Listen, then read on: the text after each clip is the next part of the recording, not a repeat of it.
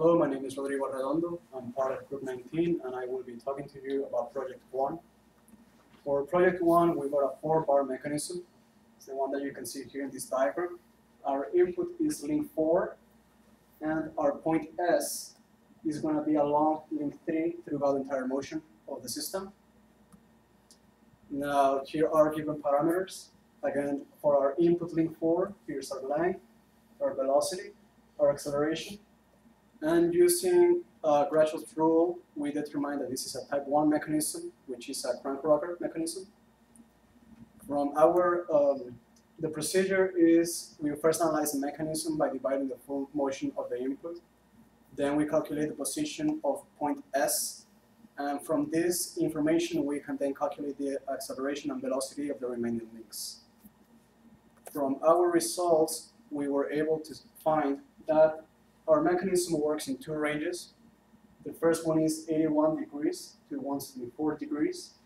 And the second range is from 246 degrees to 340 degrees.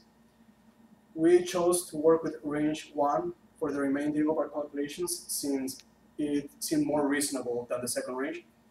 And in the note, any other angle outside these ranges is going to make our mechanism to crash. Now here is Oliver, who's going to talk to you a little bit about our graphs that we got from this project. Thank you, Rodrigo. For our first graph, you can see here, this is the trajectory of point S that was lined up along our link 3. And this is the path it traced, and this is the graph of the Y versus the X. Now here are the angular velocities for links 2 and 3 for the first closure with respect to theta 4. And you can see they're very different. These 2 graphs depict the angular accelerations of links 2 and 3 versus theta 4, again for closure 1. Now here's a model of our 4-bar mechanism, our crank rocker that we made on SolidWorks. I set the input angle to less than 93 degrees, which is the 81 to 274 angle we specified, just so it didn't go through any singular points or didn't lock up. As you can see, it works smoothly. Now, a typical crank rocker found in the operational world is usually set up a little bit different than ours. Usually the input motion is attached to the R2 point right here, and the rocker is the part that's actually doing the work. So an application of that would be a windshield wiper, where the windshield wiper motor would be attached to the R2 link, and the wiper blade would be attached to the R4 link. Now, Andres will talk to you about Project 2, our synthesis of a slider crank mechanism. Thank you, Oliver. Hi, my name is Andres Ancarola. I'll be presenting to you the synthesis of a slider crank mechanism.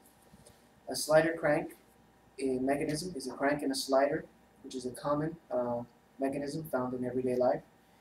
It's a simple mechanism. It has, as you can see, these links and the slider. Our problem statement is that the purpose of this project was to synthesize a slider crank mechanism, to create it from scratch, given parameters A and B. From our Excel sheet and our calculations, we were able to determine the pole positions of our mechanism. These pole positions indicated that the slider crank went through a perfect circular motion, indicated by also these 3 radii. These 3 radiuses are of the same value, 175.7. This indicates that the slider crank rotational motion also translates into a perfect linear motion.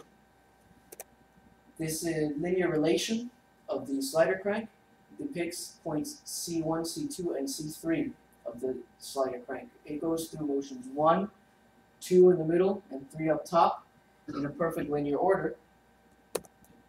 Here we have an animation of the slider crank undergoing this motion. This slider crank has the dimensions specified with the pole positions specified in our data. And as you can see, it goes through a perfect circle. All the radius is the same throughout all the pole positions. And this translates to a perfect linear motion. A real-world application of a slider crank is the piston found in a common combustion engine. The piston translates the linear motion into a rod. The rod translates that linear motion into a circular motion for the engine, and it provides power. Much the same way this slider crank does. However, the piston does it vertically, and this one does it horizontally. Thank you very much. We are Team 19. Thank you for watching our presentation. That's good. So that was